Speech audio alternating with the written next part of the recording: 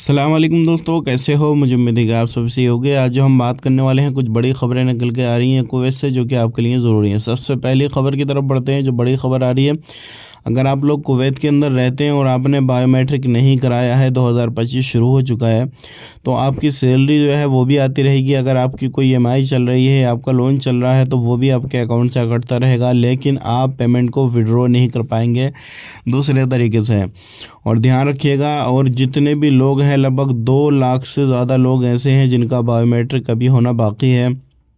तो ये 2 लाख से ज़्यादा जो लोग हैं प्रवासी, इनके अब लेन देन बिल्कुल बंद हो चुके हैं। कोई भी सर्विस का फ़ायदा नहीं ले पाएंगे, इस चीज़ का ध्यान रखिएगा।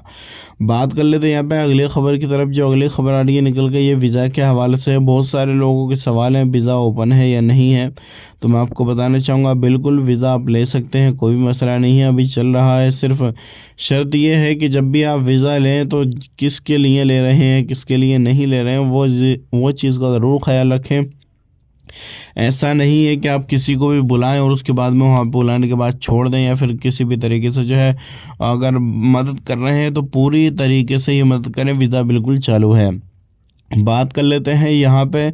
अभी आपको मालूम है चेकिंग काफ़ी ज़्यादा चल रहा है। जैसे ही 2025 शुरू हुआ है, तो इसमें लगभग हर दिन जो है सैकड़ों में लोग पकड़े जा रहे हैं और इनको डिपोर्ट करने की तैयारी चल रही है। तो आप कुवैत में कहाँ रहते हैं, कहाँ नहीं रहते हैं, कमेंट करके बताइएगा। क्योंकि चाहे वो मुबारक अल कबीर हो या फिर महबूला, खैतान, जले, फरबनिया, सभी जगहों पे अलग अलग जो है चेकिंग चल रही है। अलग अलग टीमें तैनात की गई हैं।